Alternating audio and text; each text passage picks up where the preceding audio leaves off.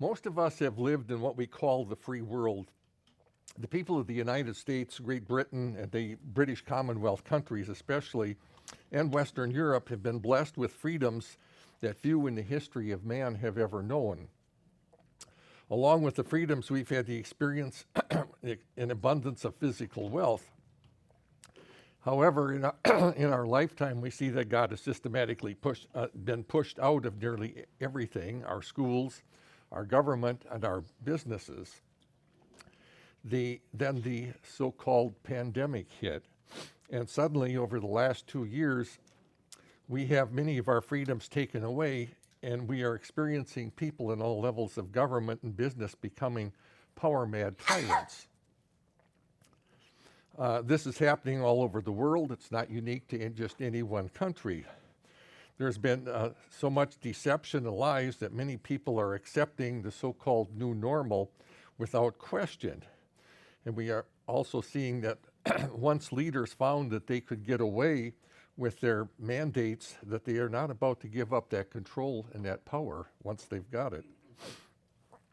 Sadly, as we look through history, we see that man has been the world has been basically dominated by godless tyrants, setting themselves up in place of God. And just beings setting themselves up in place of God goes back before man was even created. We go back to Isaiah chapter 14, verse 12, beginning at verse 12. Isaiah 14, verse 12. It says, "How are you fallen from heaven, O Lucifer, or Hallel, son of the morning? How you are cut down to the ground, you who weaken the nations. For you have said in your heart, I will ascend into heaven. I will exalt my throne above the stars of God. I will also sit on the mount of the congregation on the farthest sides of the north. I will ascend above the heights of the clouds. I will be like the Most High." And with Satan, it was all about rank and position. The Hebrew "I will ascend" literally means to raise up, to exalt, climb up, exalt the self, or to lift the self up, and that he was going to be like the Most High, or compare himself to be basically equal to the Most High. He wanted to be equal to the Most High, but in opposition to the Most High. The Most High God is God the Father, and God the Father is the supreme being of all. All others are subject to him, including the Word that became Christ. Satan wanted a position above Christ and all the created beings. He wants to decide or define what is good and what was evil. And we know he was a created being. And the Word, the one that became Christ, is really the one that created him. If we go back to Colossians chapter 1, verses 15 through 17, Colossians 1, 15 through 17, speaking of Christ here, it says, "He is the image of the invisible God, the firstborn over all creation. For by him all things were created that are in heaven and that are on earth, visible and invisible. Whether the thrones or dominions or principalities or powers, all things were created through him and for him. And he is before all things, and in him all things consist." Satan actually wanted to be over the one that became Christ, the one that created him. And his initial rebellion was an attempt to be like the Most High God, including being over Christ. And that, of course, was not his only attempt. If we go back to Matthew chapter 4,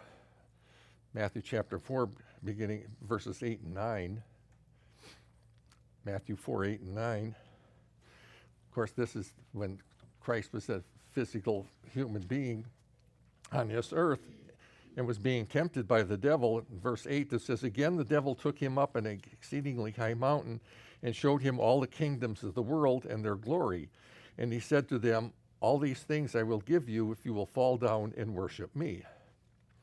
At this point, Satan was the ruler of the kingdoms of this world, and he again attempted to rule over Christ, or wanted Christ to be subject to him. And again, it did not work. We know there was an attempt by Satan to take over as God of the universe, and there was a battle of angelic beings, and Satan was defeated sometime before the creation of man. And we know from prophecy that Satan will attempt to set himself up in place of God again in the near future in Revelations 12, verses 7 through 9. We won't turn there. Satan is driven by a desire to be above Christ, to be above all the angelic beings, and to be equal with the Most High God. He is driven by the desire to be like God and be over all that is under God the Father. And we know that after he is defeated in his next attempt to replace the Most High God, that he will be cast down to earth and he will set up his own false Messiah. Now, will it be a matter that he could not position himself over Christ, the real Messiah, that he will try to create his own imitation here in the form of the false prophet? Let's look at some other qualities of this wannabe God or wannabe Most High. In John 8:44, it says, "You are of your father the devil, and the desires of your father you want to do. He was a murderer from the beginning and does not stand in the truth because there is no truth in him. When he speaks a lie, he speaks from his own resources, for he is a liar and the father of it." He has been a murderer from the time that he rebelled. The wages of sin is death, and he persuaded 1/3 of the angels to sin with him. So he as much as murdered them and bringing about their future destruction. And of course, we know he is the father of lies and evidently persuaded the demons to follow him through lies. After man was created, he immediately attempted to murder man through lies. And shortly, back in Genesis chapter 2, beginning in verse 15, we know shortly after God created Adam and Eve that Satan entered the scene here. In Genesis 2, beginning in verse 15, it says, "Then the Lord took the man and put him in the Garden of Eden and to tend and keep it. And the Lord God commanded the man, saying, Of every tree of the garden you may freely eat, but of the tree of the knowledge of good and evil you shall not eat, for in the day that you eat of it you shall surely die." Adam and Eve were given here a choice of life or death that they could choose. God didn't force them to do anything, and Adam was given free moral agency to make that choice. We'll continue in chapter 3, verse 1 of Genesis. Chapter 3, verse 1. It says, "Now the serpent was more cunning than any beast of the field which the Lord God had made. And he said to the woman, Has God indeed said, You shall not eat of every tree of the garden? And the woman said to the serpent, We may eat of the fruit of the trees of the garden, but the fruit of the tree which is in the midst of the garden, God has said, You shall not eat it, nor shall you touch it, lest you die. Then the serpent said to the woman, You shall not surely die." Of course, this was a lie that would ultimately lead to their own death, or in that sense, suicide by partaking of that fruit. Verse 5, "For God knows in the day that you eat of it, your eyes will be opened, and you will be like God, knowing good and evil." Most of the newer translations say like God. The King James says you will be as gods. But the point is that Satan is telling Eve that they would live forever and that they would become wise and powerful like God. And of course, knowledge is power, and he deceived Eve here through lies. He was a murderer. He didn't directly kill Adam and Eve, but by deceiving them into sin, they cursed themselves, which would lead to death. The same tactic, of course, that he used on the Israelites just before they entered the Promised Land, when Balaam and Balak persuaded Israel to curse themselves. Satan deceived Eve into thinking that they would be gods like God and equal to God. They would then decide for themselves what is good and what is evil. When Adam and Eve ate that fruit, the "I will be like God" attitude became basically the core of their human nature, a big part of their human nature. And ever since, every human being has had to deal with that part of their human nature, wanting to be their own God, like God, or in place of God, deciding for themselves what is good and what is evil. At the end of the 40 years that the Israel had spent in the wilderness, Moses reminded the Israelites of the choices they had to make. In Deuteronomy chapters 28 and through 30, God told them the blessings and the curses that they would experience depending on the choices that they made. Let's go to Deuteronomy 30, verses 19 and 20. Deuteronomy 30, beginning in verse 19. And Moses is speaking here to the Israelites, and he says, I call heaven and earth as a witness today against you that I have set you before you life and death, blessing and cursing. Therefore choose life, that both you and your descendants may live, that you may love the Lord your God, and that you may obey his voice, that you may cling to him, for he is your life and length of your days, that it may be that you may dwell in the land which the Lord swore to your fathers, to Abraham, Isaac, and Jacob, to give them. Of course, we know that the entire history of man is filled with tyrants wanting to set themselves up as gods or to be like God and making that choice. There isn't a lot recorded in the pre-flood world, but we know that man corrupted himself very quickly especially after Cain killed Abel. Cain, being the oldest, seemed to be the dominant influence of the world and corrupted the world and again refused to acknowledge God. In Genesis chapter 4, verses 16 and 17, Genesis chapter 4, 16 and 17, it says, Then Cain went out from the presence of the Lord and dwelt in the land of Nod on the east of Eden. And Cain knew his wife, and she conceived and bore Enoch, and he built a city and called the name of the city after the name of his son. This does not say that Enoch was necessarily Cain's firstborn, but that he was born at the time Cain was building his first city. And Josephus wrote, And when Cain had traveled over many countries, he and his wife built a city. He only aimed to produce everything that was for his own bodily pleasure, though it obliged him to be injurious to his neighbors.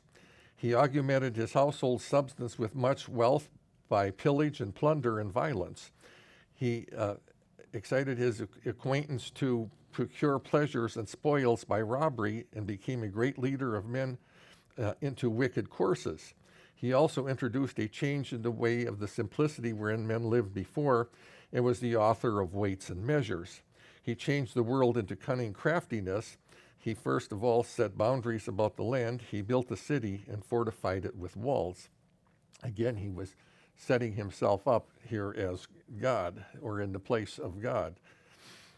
In chapter 4, verse 18, it says, To Enoch was born Irad, and meaning fugitive, and Irad was the father of Mehujael, meaning smitten of God, and he possibly attempted to re-enter Eden and could have been destroyed by the cherubim in the process. And he was the father of Methuselah, meaning the man who is God. And Methuselah was the father of Lamech, meaning powerful. And he was the most powerful man in the pre-flood world. Verse 19, Lamech married two women. He basically introduced polygamy. One named Ada, meaning dawn, and the other Zillah, meaning shadow or darkness. And Ada gave birth to Jabal, meaning stream, possibly in reference to wandering streams, their nomadic lifestyle. He was the father, or meaning, the Hebrew really means teacher, of those who live in tents and raise livestock. He may have taught methods of cattle ranching contrary to the laws of God, laws of nature that God had established. So again, verse 21, his brother's name was Jubal, meaning music. He was the father of all who play, and the Hebrew is really profane and responsible for putting music to the wrong use. But he was the father of that. Verse 22, and as for Zillah, she also bore Tubal-Cain, an instructor and every craftsman in bronze and iron. Tubal-Cain's primary production was weapons, not plows. Josephus says he exceeded all men in strength and was very expert and famous in military performances. He produced what tended to the pleasures of the body by that method. Again, just totally out for himself. Verse 23, then Lamech said to his wives, Adah and Zillah, hear my voice, wives of Lamech, listen to my speech, for I have killed a man for wounding me. Lamech evidently saw Cain as a major threat to his attempt to become the world dictator, so Lamech killed Cain. And even a young man for hurting me. The young man, of course, was Tubal-Cain, who was challenging Lamech for world leadership. If Cain shall be avenged sevenfold, then Lamech 70-fold. According to Josephus, Lamech was so skillful in matters of divine revelation that he knew he was to be punished for Cain's murder of his brother. Jewish tradition states that Lamech, heavily influenced by demonic spirits, felt he was prophesied to slay his great-great-great grandfather Cain. The arrogance of Lamech is personified with the curse he pronounced on anyone who sought to take his life. This action was an affront to God, but then Lamech considered himself at least to be equal to God, and much more important than Cain. He felt that his greatness deserved to be avenged more harshly. Verse 25, and Adam knew his wife again, and she bore the son and named him Seth, for God has appointed another seed for me instead of Abel, whom Cain killed. And as for Seth, to him also a son was born, and he named him Enosh, or mortal man. Then men began to call on the name of the Lord. The Hebrew could also be translated, called themselves God. And of course, this is the origin of a lot of the gods and goddesses of the ancient world. And okay, we'll go over to Genesis chapter 6, verses 1 and 2. Now it came to pass when men began to multiply on the face of the earth, and daughters were born to them, that the sons of God, basically the line of Cain, it's in the Revised English Bible, it says it's lowercase gods, not the uppercase God, saw the daughters of men that they were beautiful, and they took wives for themselves of all who they chose. So the line of Cain was placing themselves as gods and was at that time intermarrying and corrupting the line of Seth. The pre-flood world was probably very advanced in the sciences and technology, but was a very corrupted and ungodly world. The I will be like God attitude prevailed for all except a very few that God called in the line of Seth. And it appears to be a world controlled by tyrants and dictators, and these prominent individuals make up a lot of the ancient Greek gods. And I'll just insert here that a lot of this material you can find in the Genesis, Exploring the Bible Genesis book. We'll continue in Genesis chapter 8, verse 20. We'll continue to go forward to after the flood. And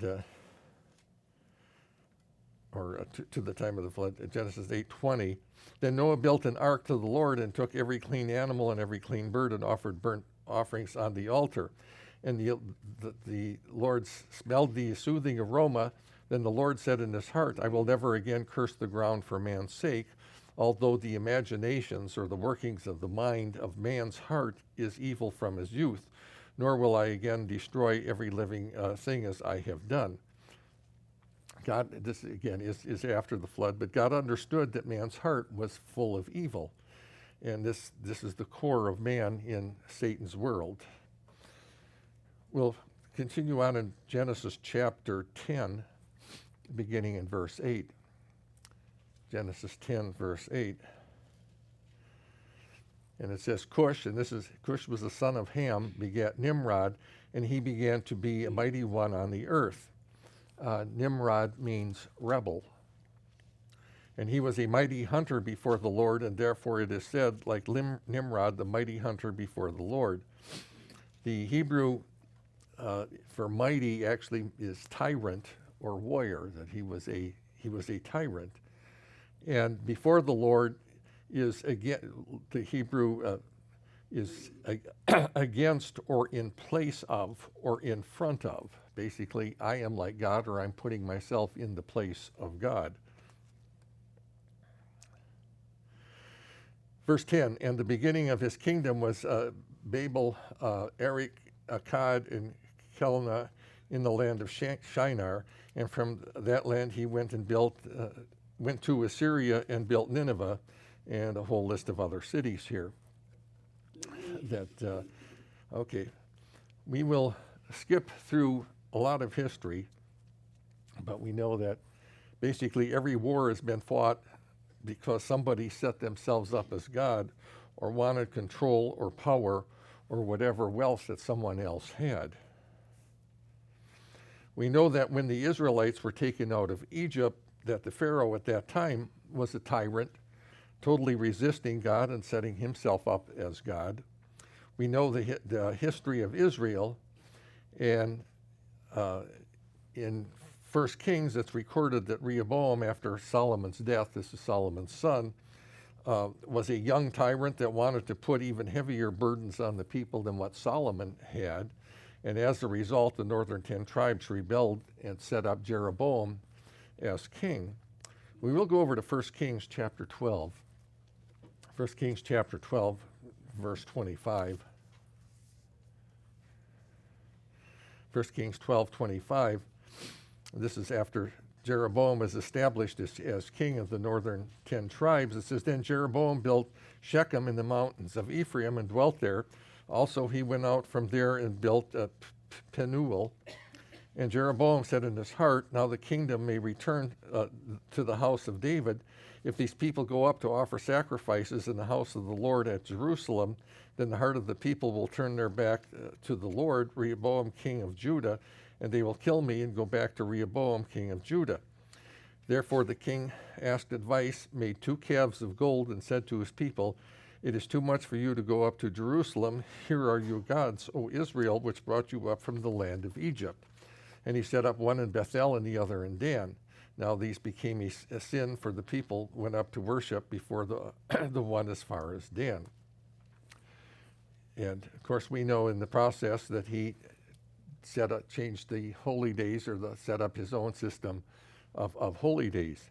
Jeroboam decided that he would be like God and set up his own holy days, which ultimately led to the destruction of the northern 10 tribes and their being taken to Assyria. And in fact, the northern 10 tribes have suffered to this day as a result of his actions here of deciding that he would be like God in deciding which holy days the people should keep. They were, of course, taken to Assyria. We know that Assyria had a history of very brutal tyrants that were very cruel. And of course, Jonah was sent to Assyria to warn them, and there actually was a brief period of repentance in Assyria at that time. But Assyria, of course, was used to take the northern 10 tribes. Assyria was conquered by Babylon, which also took the southern tribes into captivity. And Babylon would have a great significance on the remainder of the history. And we'll go to Daniel chapter 2. Daniel chapter 2, beginning in verse 31.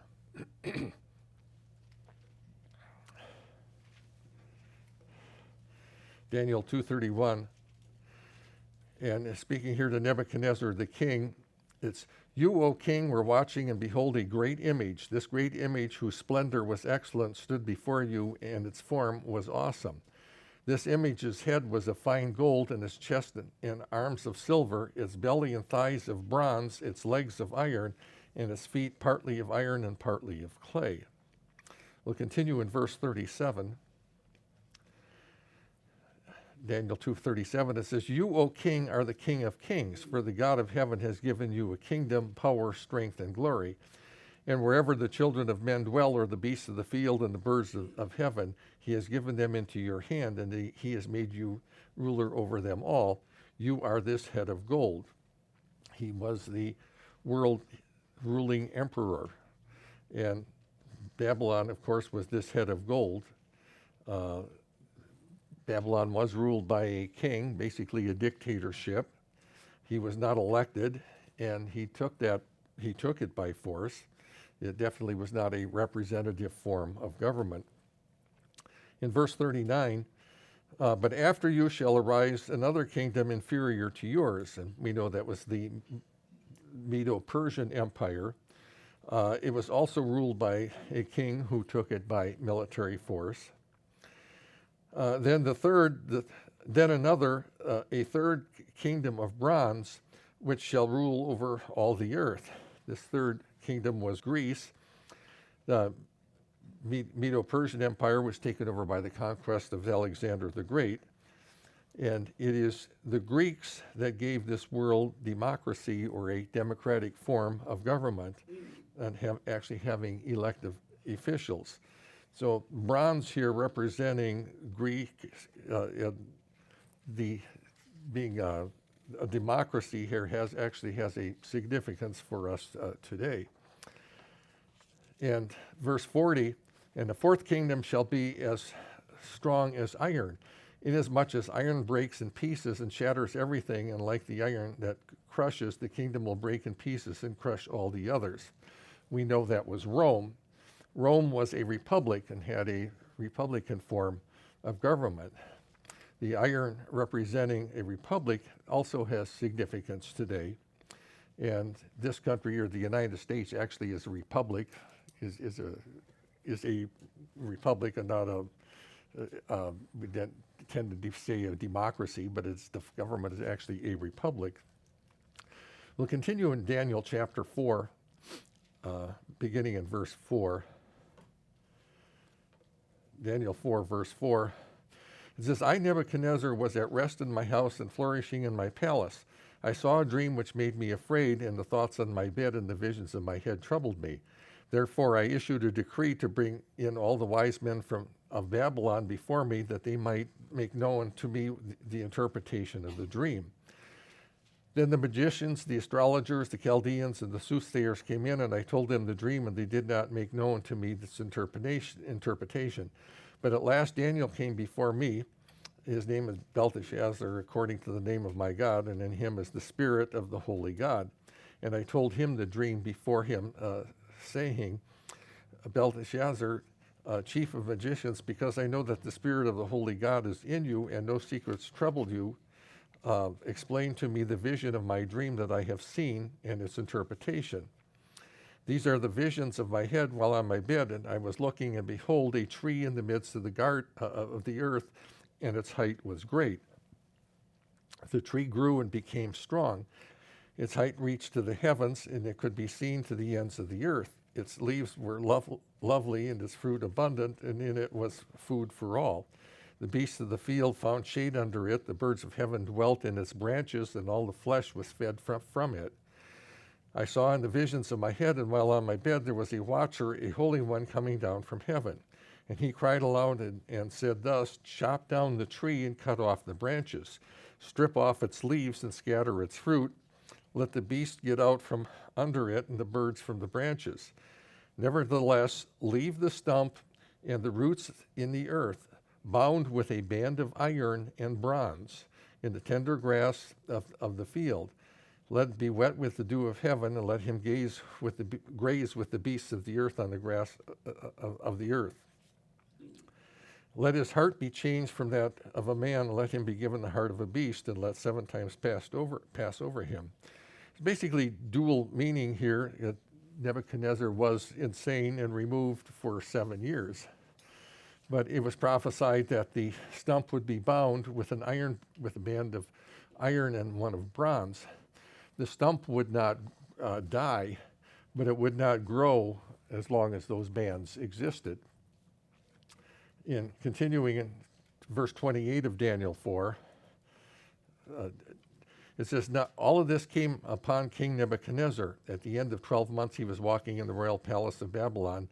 The king spoke, is not this great Babylon that I have built for a royal dwelling for my mighty power and for the honor of my majesty? Again, it was the I did this, I'm, like God, I'm the one that did this.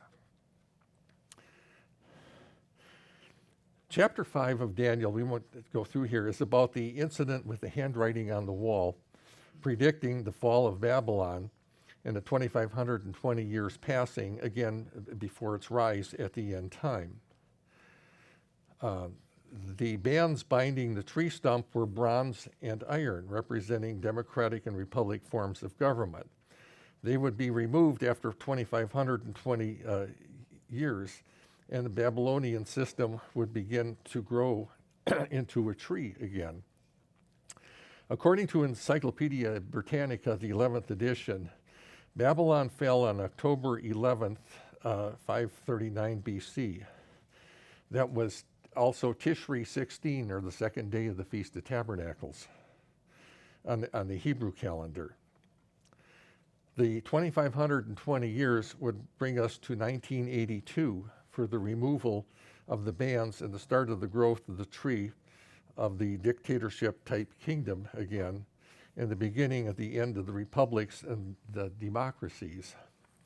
And there's no significant, that would bring us to 1982, there was no significant event that happened that we're aware of, but it was be the time of the beginning of this tree. The stump could start growing again into the tree. In October of this year, that tree will have had 40 years to grow and develop. And this year, Tishri 16 falls on October 11th. The calendars correspond again, which is not all that common, or not all that often. It's the second day of the feast. And this may or may not have any significance this year, but we are living in a time where the bronze and the iron, the democratic and republic forms of government, are being destroyed. The decline in just the last 2 years has been absolutely astounding. And we are experiencing a world of tyrants in every level of government, of education, of business, that have decided it is their opportunity to be like God. COVID was cleverly used to scare people into giving up their freedoms and their rights. And now, as a result, the Constitution of our republic is being ignored and stepped on like it doesn't exist.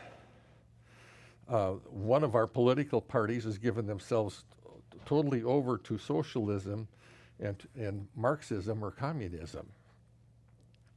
At this time, I'm going to go into the background of communism and the man that started it all, or gets the credit for starting it all, which is Karl Marx.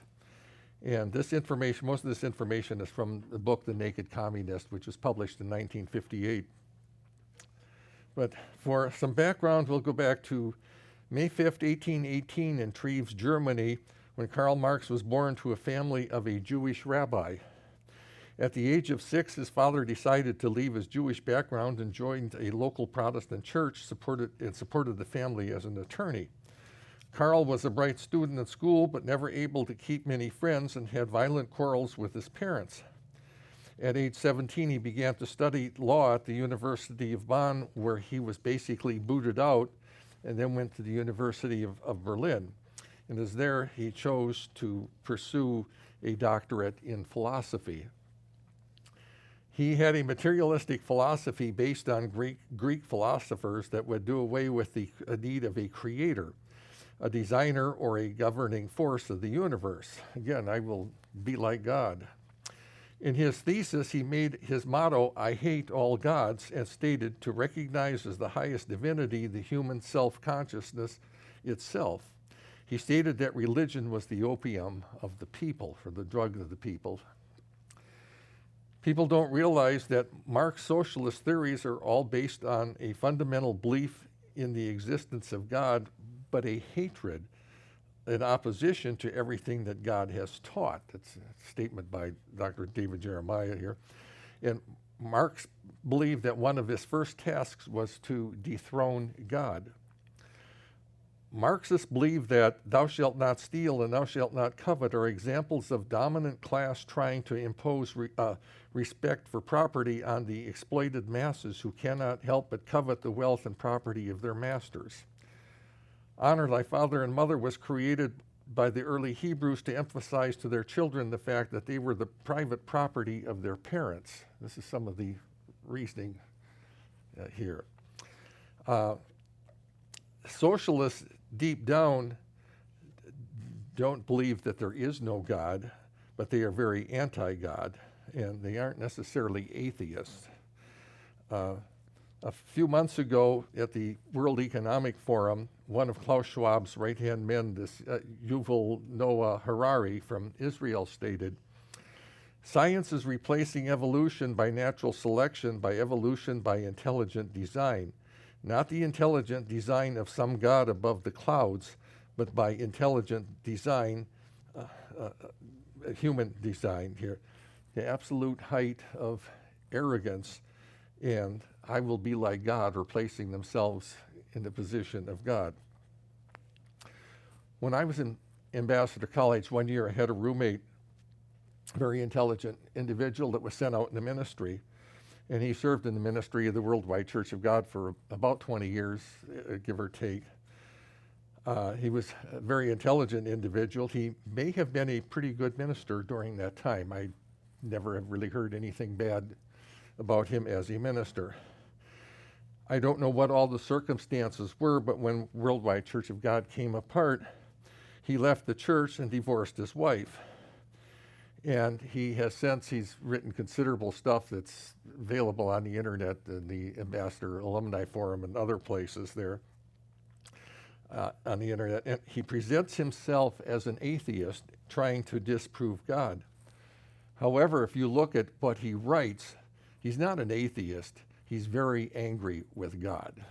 He has a real issue with God for some reason.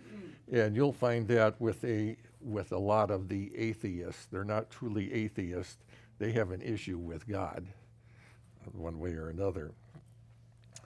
Look at back to Marx here. It says, at that time there were several critics of the Bible in Germany and dedicated themselves to atheism. He wanted to be a professor of philosophy, but after participating in the writings of revolutionary pamphlets was forbidden to ever teach in Germany. In 1843, he married the daughter of a German aristocrat who agreed to become the wife of a revolutionary, and they moved to Paris. He was unemployed at the time and never did hold down a job or provide for his family in his entire life, literally his entire life. He spent his time studying and writing, but never assumed the responsibility of a husband or a father. He was supported by left-wing friends, the main one being Karl Engels, literally financially supporting him, wealthy individuals. He was expelled from France and went to Belgium, and they launched an international communist league to encourage a violent revolution and was one of the main authorities of the Communist Manifesto. Marx and Engels announced in the new program for international communism with the following goals: overthrow capitalism, the abolition of private property, the elimination of the family as a social unit, the abolition of all classes, overthrow all governments, establishment of a communist order with communal ownership of property in a classless, stateless society, or basically one world government, is what he's saying here. They were at that time, they were to support every revolutionary movement against existing social conditions. You know, like today, BLM, Antifa, and a whole number of others that are out there. Pro-life, the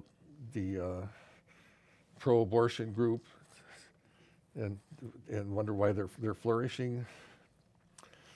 From Belgium, he went back to Germany, where he was kicked out in less than a year and settled in London, where he lived the remainder of his life in extreme poverty. He had 7 children, but only 3 lived to adulthood. 2 of his daughters that lived through to adulthood committed suicide, one after being involved in a free love relationship and the other after marrying a renegade doctor. Again, the fruits of his way of life. In London, Marx managed to work his way up the International Workmen's League, which was really a communist league. He maneuvered behind the scenes to get extreme actions accepted rather than a peaceful revolution to his philosophy. Under his influence, comrades in the Workmen's League that didn't agree were liquidated or ruined through false accusations and spreading of lies. That sound familiar? Bakunin, a contemporary and friend of Karl Marx, called Marx the supreme economic and socialist genius of our day, and then followed that by saying Marx is an egotistical to the pitch of insanity, which he was.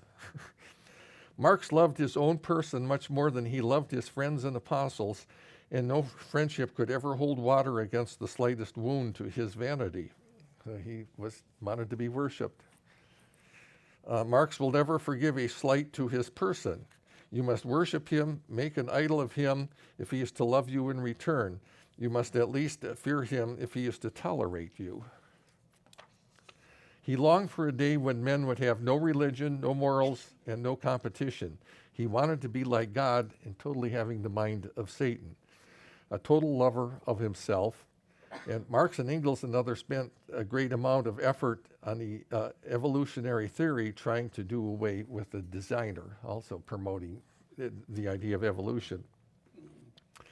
Communist philosophy continued to develop, and of course Lenin's approach was, it's not wrong to cheat, to lie, violate oaths, or destroy human life if it's for a good cause.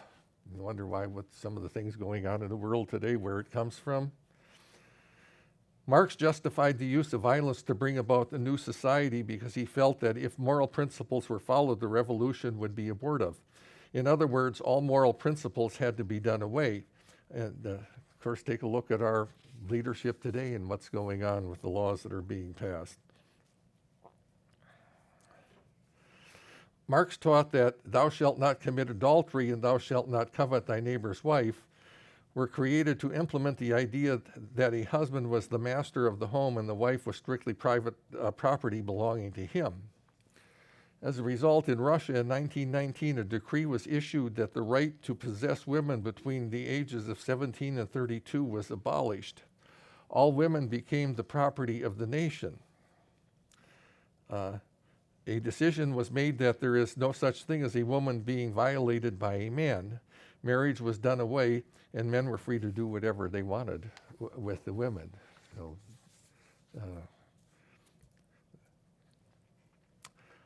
Marx was a total failure as a man, a total loser. He wanted to be like God. He wanted to replace God with himself, totally proud and arrogant. He led a miserable, unhappy life, yet he became a god to many, and his philosophies are their Bible today. He wrote a set of laws under the influence of Satan, and millions of people that want to be like God are following and endorsing his philosophy and his teachings. That is the basic life and teachings of one of Satan's messiahs that much of the world is endorsing and following today.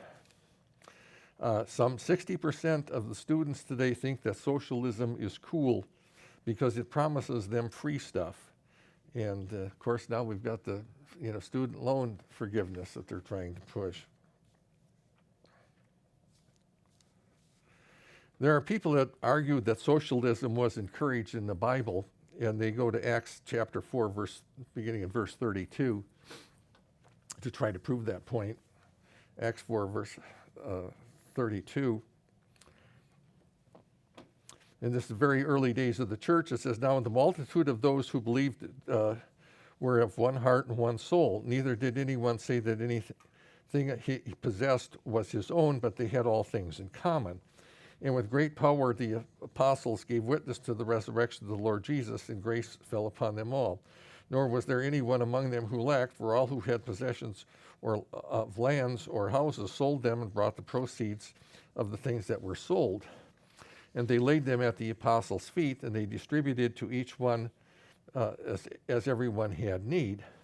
And Joseph, who was also named Barnabas by the apostles, translated the son of encouragement here, a Levite of the country of Cyprus, having land, sold it and brought the money, laid it at the apostles' feet.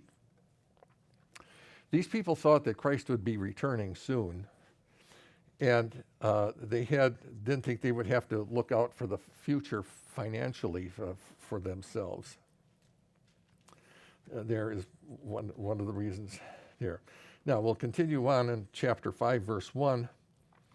But a certain man named Ananias and Sapphira, his wife, sold a possession, and he kept back part of the proceeds, his wife also being aware of it, and brought a certain part and laid it at the apostles' feet. But Peter said, Ananias, why has Satan filled your heart to lie to the Holy Spirit and keep back a part of the price of the land for yourself? While it remained your own, was it not your own? And after it was sold, was it not in your own control? Why have you conceived this thing in your heart, and you have not lied to men, but to God? Then Ananias, hearing these words, fell down and breathed his last. So great fear came upon all those who heard these things. And the young men arose and wrapped him up and carried him out and buried him. Now it was about 3 hours later when his wife came in, not knowing what had happened, and Peter answered her, tell me, you sold the land for so much? And she said, yes, for so much. Then Peter said to her, how is it that you have agreed together to test the Spirit of the Lord? Look, the feet of those who have buried your husband are at the door, and they will carry you out. Then immediately she fell down at his feet and breathed her last, and a young man came in and found her dead and carried her out and buried her by her husband. So great fear came upon all the church and upon all who heard these things. No one was ever commanded or required to sell their property and throw their proceeds or put the proceeds into the common pot. It's something they did voluntarily. There was no government, there was no authority that took their property or told them that they had to do it. Under socialism and communism, the possessions of the people are taken from them, not voluntarily given to them. Ananias and Sapphira died because they lied about the selling price of their property and the amount that they gave, and not because they did not give all of the proceeds. They wouldn't have had to have contributed anything. They were doing it to make themselves look good and being very deceitful in the process. Of course, these actions in that early days of the church led to future problems for the Jerusalem church. And they thought Christ would be returning soon, and they weren't necessarily employed, and they ultimately paid a price. We go over to Acts chapter 11, beginning verse 27. Acts 11:27. And it says, and in these days prophets came from Jerusalem to Antioch. Then one of them, named Agabus, stood up and showed by the Spirit that there was going to be great famine throughout the world, which also happened in the days of Claudius Caesar. Then the disciples, each according to his ability, determined to send relief to brethren dwelling in Judea. This they also did, and sent it to the elders by the hands of Barnabas and Saul. And I'll just quickly read Romans 15:26. You don't have to turn there, but it says, for it pleased those from Macedonia and Achaia to make a certain contribution for the poor among the saints who were in Jerusalem. And part of that was as a result of them kind of selling their properties, throwing everything into the common pot, and not a whole lot of those people probably were employed at that time. And they paid a price down the line, actually, for that situation. Here in the United States, there was another man that has had great influence on our society today. He's much lesser known, but yet very, very influential. And he is considered the father of our educational system. And that is John Dewey. He lived 1859 to 1952. And not to be confused with, no, he did not, is not the father of the Dewey Decimal System. That was Melvin Dewey. So anyway, he was an American psychologist, philosopher, educator, social critic, and political activist. Dewey graduated with a bachelor's degree from the University of Vermont in 1879 after receiving a doctorate in philosophy from Johns Hopkins University in 1884. He began teaching philosophy and psychology at the University of Michigan. There his interest gradually shifted from philosophy of George Friedrich Hegel to a new experimental psychology being advanced in the United States by Stanley Hall, a pragmatist, philosopher, and psychologist, William James. Further study of child psychology prompted Dewey to develop a philosophy of education that would meet the needs of the changing democratic society. In 1894, he joined the Faculty of Philosophy at the University of Chicago as its head, where he further developed his progressive art or science or profession of teaching in the university's laboratory school. In other words, he was introducing communist ideas into the educational system there, and starting out mainly at the University of Chicago. He served as the director of its School of Education for 2 years, and then he left Chicago and went to Columbia University in New York. Dewey argued for liberation of students, which he meant freedom from authority, freedom from the curriculum, and freedom from a convention. Boys and girls alike take the same interest in all these occupations, whether they are sewing or playing with dolls or marble making and carpentry. It does not occur to a boy that dolls are not just as fascinating, legitimate a plaything for him as for his sister until someone puts the idea into his head. It thinks is a truer psychological statement than I think. So it's degrading oneself here. Dewey dismissed traditional civic education as a preoccupation with the established mechanism of American government that approaches the idolatry of the Constitution. He also rejected the foundation of the Declaration of Independence, writing that self-evident truths have been weakened by historic and philosophic criticism and have become emotional cries that lack practical meaning. So some of these ideas go back over a century, a lot of the stuff, the garbage that's going on today. Although he has told millions how to teach elementary and secondary students, John Dewey himself was a poor teacher. He had trouble maintaining discipline in both the secondary teaching post he occupied, and when he left the latter in Charlotte, Vermont, the townspeople were glad to see him depart as a teacher. In 1938, he described progressive education as a product of discontent with traditional education, which imposes adult standards, subject matter, and methodologies. He believed that the traditional education, as just described, was beyond the scope of young learners. Progressive education, as described by Dewey, should include social, engaging learning experiences that are developmentally appropriate for young children. Dewey's philosophy also claimed that man behaved out of habit and that change often led to unexpected outcomes. As a man struggled to understand the results of change, he was forced to think creatively in order to resume control of his shifting environment. For Dewey, thought was the means through which man came to understand and connect with the world around him. A universal education was the key by teaching people how to abandon their habits and think creatively. Basically, everyone setting themselves up as God is the philosophy here. Dewey thought that effective education came primarily through social interaction and that the school setting should be considered a social institution. A naturalistic approach that viewed knowledge as arising from an active adaptation of the human organism to its environments. We're supposed to adapt to the changing world and accept it. During the 20s, Dewey lectured on educational reform at schools all over the world. He was particularly impressed by experiments in the Russian educational system and shared what he learned with his colleagues when he returned to the United States. That education should focus mainly on students' interaction with the present. Dewey did not, however, dismiss the value also of learning from the past, or basically that there's no need to teach history, just be concerned with the present world we're living in. Our educational system has become a total disaster. I went to a very small school with an enrollment of only about 300 students from the kindergarten through the 12th grade. This was in northern Michigan. And back in the later 50s and early 60s, the superintendent of that school was a product of the University of Chicago. And he was very selective as to which history books would be used, and suddenly, books that subtly left things out about communism or the reality of communism. And Russia and Eastern Europe,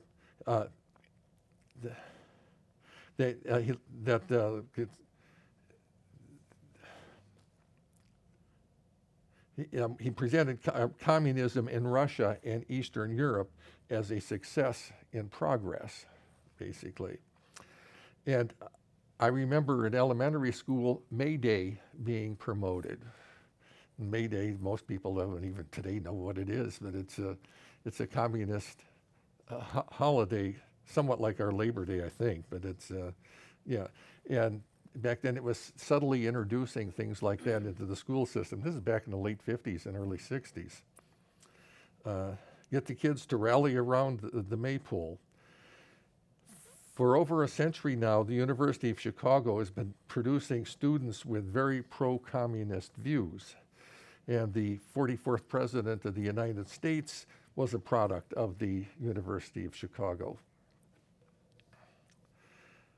On January 10th, 1963, Congressman Albert Herlong of Florida read a list of 45 communist goals into the Congressional Board. The list was derived from the research of Cleon Skousen's book, The Naked Communist. These principles are well worth revisiting today in order to gain insights into the thinking and strategies of much of our so-called liberal elite. I won't go through all 45, but I'm going to go through some of them here. Promote the UN as the only hope for mankind. Capture one or both of the political parties in the U.S. That's definitely been done. Use technical decisions of the courts to weaken basic American institutions by claiming that their activities violate civil rights. Get control of the schools. Use them as a transmission belts for socialism and current communist propaganda. Soften the curriculum. Get control of the Teachers Association. Put the party line in the textbooks. Use student riots to foment public protests against programs or organizations that are under communist attack. Infiltrate the press, gain control of key positions in radio, TV, and motion picture.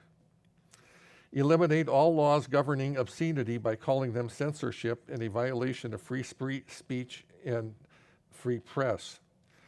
I don't know if you've been, a few years ago, I was at a concert there when I was in the motorcycle rally in Sturgis, and it's like at the beginning of these concerts, one tries to outdo the other in how much profanity they can use in their first sentence, in their opening statements. It just absolutely blows you away that you go to a concert and the profanity that you hear from the performers is just unbelievable these days. Break down cultural standards of morality by promoting pornography and obscenity in books, magazines, motion pictures, radio, and TV. Present homosexuality, degeneracy, and promiscuity as a normal, natural, and healthy. Infiltrate the churches and replace revealed religion with social religion. Discredit the Bible and emphasize the need for intellectual maturity. I saw here recently that the Evangelical Lutheran Church was endorsing abortion. We're opposed to the pro-lifers. Discredit the American Constitution by calling it inadequate, old-fashioned, out of step with modern needs. Discredit the American founding fathers, present them as selfish aristocrats who had no concern for the common man. Belittle all forms of American culture and discourage the teaching of American history on the grounds that it was only a minor part in the big picture. Discredit and eventually dismantle the FBI. Well, they haven't discredited it. Well, they have discredited it, but they've taken it over. Infiltrate and gain control of big business. Transfer some of the powers of arrest from the police to social agencies. Treat all behavioral problems as psychiatric disorders. Discredit the family as an institution. Encourage promiscuity and easy divorce. Emphasize the need to raise children away from the negative influence of parents. Attribute prejudices, mental blocks, and retarding of children to suppressive influence of parents. Create the impression that violence and insurrection are legitimate aspects of the American tradition. Those goals were published in 1958, that list of goals. And basically, if you go through the whole 45, every one of them has been accomplished today. I'm going to read something here. This is from the Epoch Times on December 5th of 2021. This is concerning the COVID epidemic, and it says the COVID-19 pandemic has been one of fear, manufactured by individuals who were in nominal positions of authority as the virus began to spread across the globe last year, according to Yale epidemiologist Harvey Rich.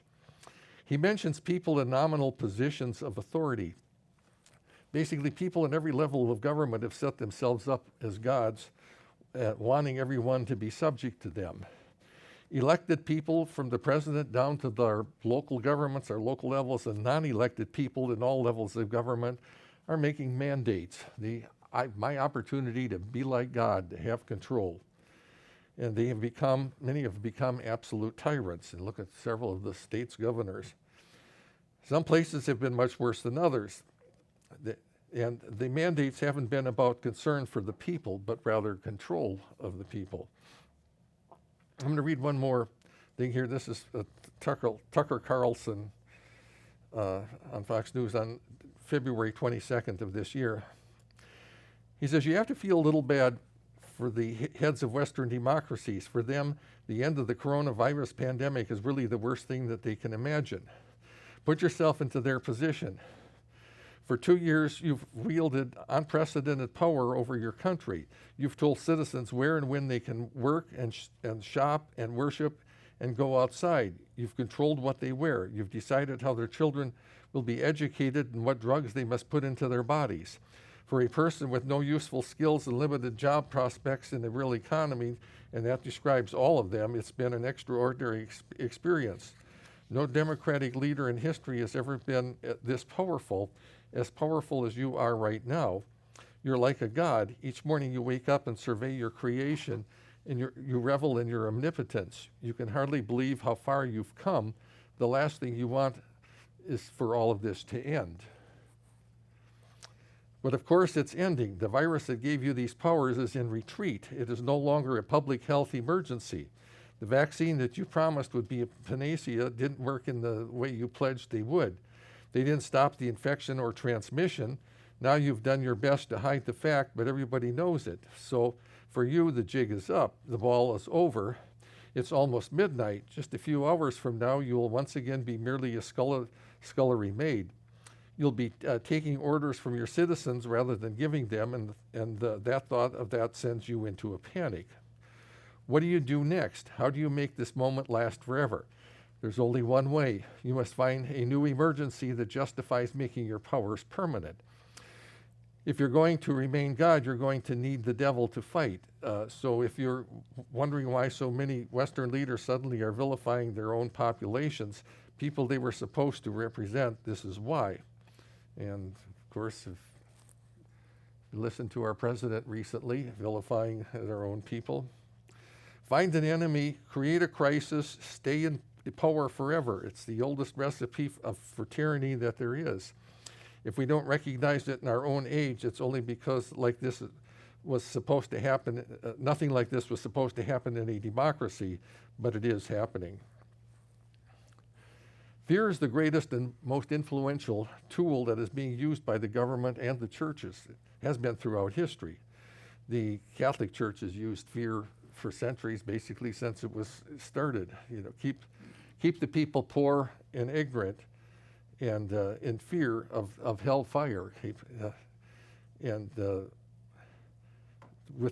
that case, the church deciding who goes to heaven and who goes to hell, and sometimes in the Church of God is keep them in the fear of the lake of fire, which has been used. Let's go to 2 Timothy chapter 3, beginning in verse 1. 2 Timothy 3:1.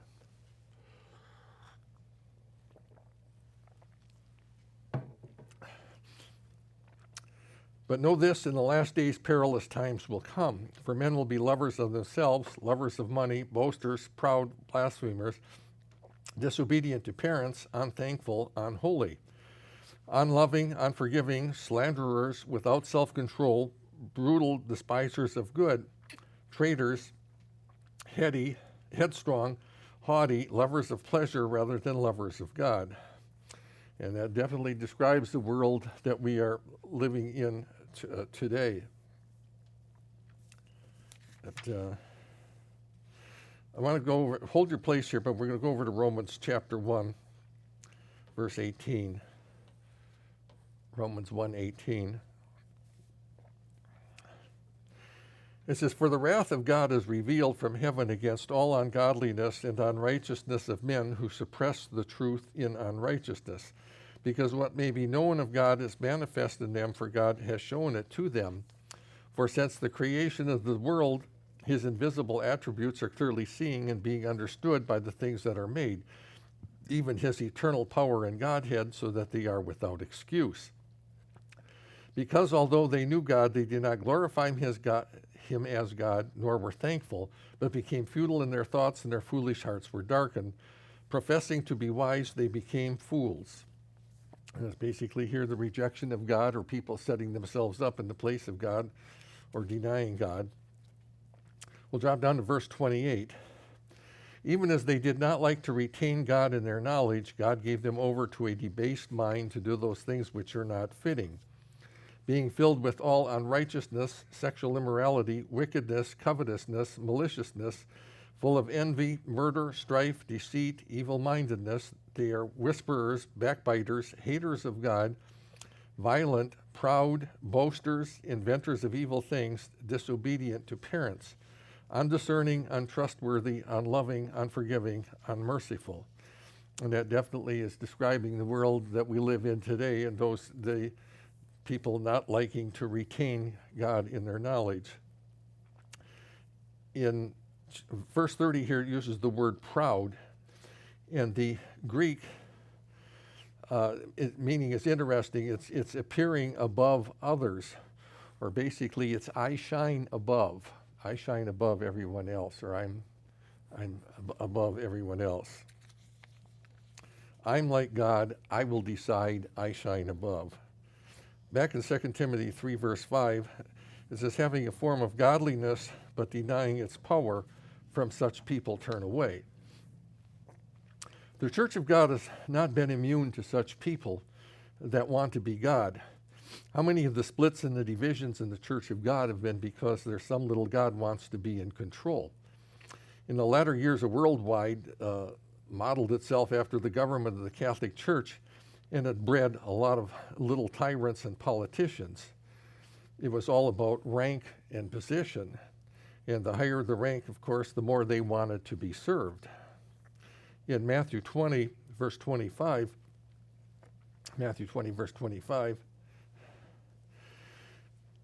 it says, "But Jesus called them to himself and said, 'You know that the rulers of the Gentiles lord it over them, and those who are great exercise authority over them. Yet it shall not be so among you, but whoever desires to become great among you, let him be your servant. And whoever desires to be first among you, let him be your slave. As the Son of Man did not come to be served, but to serve and to give his life ransom for many.'" Again, that the greatest would be those that serve, not be served. The goal is to serve. In 1972, in my senior year of Ambassador College, I stated one day to some friends that for a church college, it sure turned out the politicians in the ministry and administrative positions. And worldwide had actually so corrupted itself with politics that it had to be destroyed. One of the flaws in our U.S. government was not giving term limits to our congressmen, our senators and representatives. And as a result, we have a lot of career politicians, some that have never had a real job in their life. Unfortunately, there are a lot of career politicians in the ministry of the churches of God today, products of Big Sandy and Pasadena. Most of them have never had a real job in their life, and this is especially true among the larger organizations. And I think we'd all find it be very easy to name some names. In Revelation chapter 3, verse 14, Revelation 3:14, it says, "To the angel of the church of Laodicea, these things says the Amen, the faithful and true witness, the beginning of the creation of God. I know your works, that you are neither cold nor hot. I wish that you were cold or hot. So then, because you are lukewarm and neither cold nor hot, I will vomit you out of my mouth.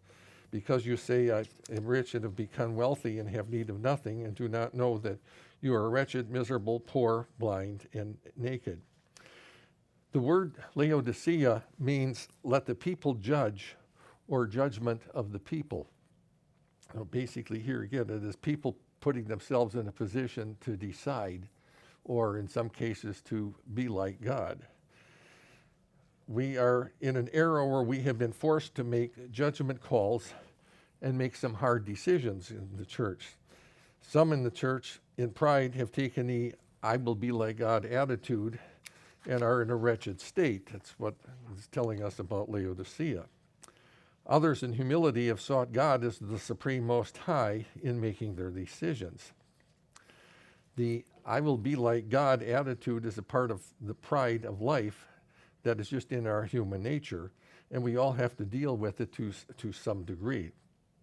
In 1 Peter 5, verse 9, 1 Peter 5, verse 5, 1 Peter 5, verse 5, it says, likewise, you younger people, submit yourselves to the elders. Yes, all of you be submissive to one another, and be clothed with humility. For God resists the proud, but gives grace to the humble. Therefore, humble yourselves under the mighty hand of God, that he may exalt you in due time. Humility is the key, and here that in fighting that I will be like God, and rather than in submitting to God. Let God exalt us and give us the position in his government in due time, as we will be born children of the Most High God. Verse 7, casting all your care upon him, for he cares for you. Be sober, be vigilant, because your adversary the devil walks about like a roaring lion, seeking whom he may devour. Resist him steadfast in the faith, knowing that the same sufferings are experienced by your brotherhood in the world.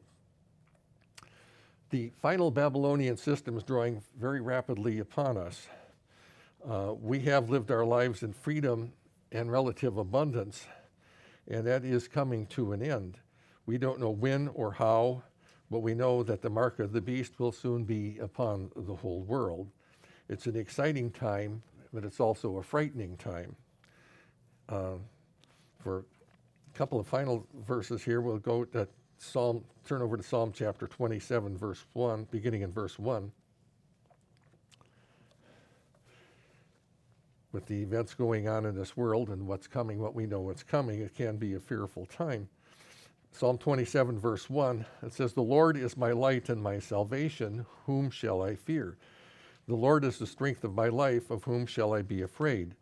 When the wicked come against me to eat up my flesh, my enemies and foes, they stumbled and fell. Though an arm may encamp against me, my heart shall not fear. The war may rise against me. In this I will be confident. So we can, again, there's reminders throughout the Bible that we don't have to live in fear. We'll go to Psalm 118, verse 6. 118, verse 6. And it says, the Lord is on my side. I will not fear what man can do to me. And we have to remember these scriptures, that God is there. He's for us as long as we humble ourselves and keep ourselves humble. For a final scripture, we'll go to 1 John chapter 3, verse 2. 1 John 3, verse 2.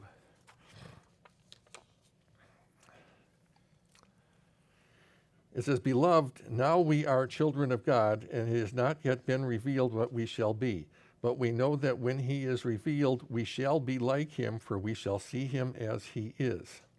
Yes, we ultimately will be like God in the end, but that is as an eternal spirit being having the character and mind of God, but never equal in position or power. We will always be submissive to God the Father and his plan, and the plan that he's working out. We are living in probably the most exciting times in the history of man, but also one of the most difficult times, and can be a frightening time. Our republic is gone, and we are living in a world that's being run by tyrants. It is tragic to watch this all happen, to watch our republic be destroyed, but it is the fulfillment of prophecy and must occur before the end. But we can all know that we've got God there if we humble ourselves and don't give in to the pride of life of the I will be like God attitude, and humble ourselves and look to God for our protection and security and safekeeping with whatever comes ahead, we will be taken care of, and we have that to look forward to.